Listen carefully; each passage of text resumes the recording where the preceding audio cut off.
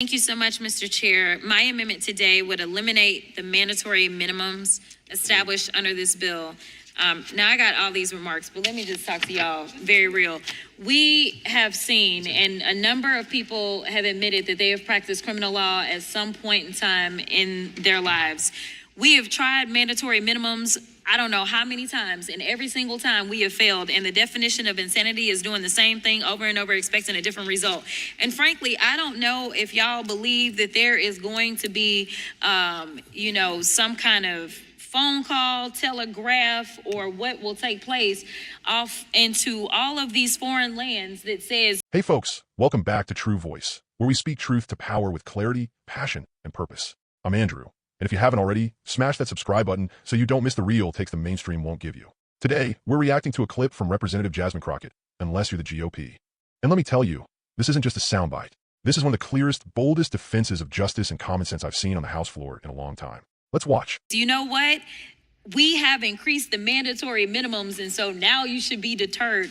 That is not going to happen. This is not successful. We have tried it over and over, and we have always failed. What we should do is focus on why is it that people would risk their lives to come to this country? Exactly what could be so bad going on where they are from that they would say, you know what, I will risk being incarcerated because I need to go and get that job doing the jobs that most Americans don't want to do, whether it is working on the farms or whether it's out there doing construction or whatever jobs it is that they have done to contribute to our economy. The question should be, how can we fix immigration? And I can tell you for sure the mandatory minimums have never fixed anything in this country, and I don't anticipate it's going to fix this. The final point that I'll make before I have to go back to something else that we were talking about earlier is that we are not given the resources to those that are incarcerating folk already. So now we want to leave people incarcerated for longer amounts of time. We literally just had a hearing with the Bureau of Prisons, and they were talking about the fact that they are under-resourced. And so now that they're under-resourced, why not pile onto them and give them extra work? I mean, we somehow, or y'all somehow, found a way to make sure that ICE could get up to $42,000 worth of a bonus per person, yet the Bureau of Prisons, they get absolutely nothing except for what? More bodies that they need to somehow take care of? I don't think that that makes good sense. That is not fiscally responsible. I know y'all know that term. So I think that we should definitely vote for my amendment because we want to be fiscally responsible, and this is fiscally irresponsible. All right. Now, let me get to this other point. I was going to introduce this as a UC, and I will do that as well. Because I don't know why we still arguing about what the Constitution say. I'm still confused. So let me tell you what the Supreme Court had to say. In the decision AARP et al. Versus Donald J. Trump, President of the United States, this is the opinion that came down May 16th, 2025 regarding the Texas situation. It specifically says on page 3, so you don't have to read too far, in paragraph number 2, it says, the Fifth Amendment entitles aliens to due process of law in the context of removal proceedings. And they were quoting Trump v. JGG, which is also a 2025 case. They go on to say procedural due process rules are meant to protect against the mistaken or unjustified deprivation of life, liberty, or property. That's why we've been talking about Abrego. And then the next sentence goes on to say, we have long held that no person shall be removed from the United States without opportunity at some time to be heard.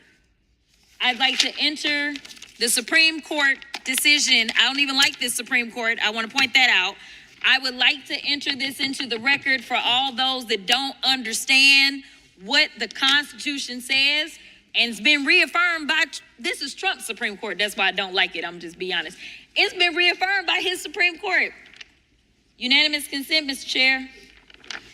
Without objection. Thank you so much. I appreciate you. And I will yield back. Okay, so she hits the nail on the head. Mandatory minimums have never worked. Not in the 80s, not in the 90s, not now. We have decades of data proving they disproportionately harm Black and brown communities, break families apart, and clog our prison system with non-violent offenders. But the GOP? They're still out here treating punishment like a solution because it's easy politics, not real policy. Instead of fear-mongering about immigrants, she asks the real question. Why are people risking everything to come here? The answer isn't a mystery. It's poverty, violence, and failed U.S. foreign policy that helped destabilize some of these countries to begin with. And let's be honest, these folks are taking the jobs that wealthy Republicans wouldn't let their kids do for $30 an hour. Construction, farming, caregiving, immigrants keep our economy running. Period. The Bureau of Prisons is underfunded. Guards are overworked. Facilities are crumbling. But instead of fixing that or reducing incarceration, Republicans want to throw more bodies into the system. Meanwhile, they're handing out $42,000 bonuses to ICE agents like candy at a parade. That's not fiscal responsibility. It's performative cruelty. She cites a 2025 Supreme Court case from a Trump-stacked court, no less, affirming that yes, undocumented people are entitled to due process under the Fifth Amendment. This isn't radical. It's constitutional law. But somehow, the GOP acts like due process is optional, depending on your birthplace or skin tone. She calls it out with facts and fire, and that's what makes her so powerful, even if she doesn't like the Supreme Court.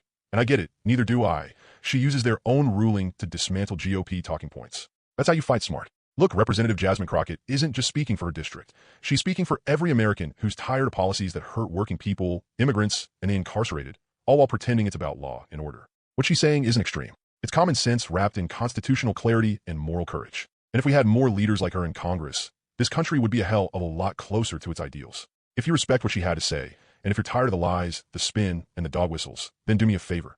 Like this video, share it, and hit that subscribe button. This is Andrew from True Voice, signing off. Stay loud, stay clear, stay true.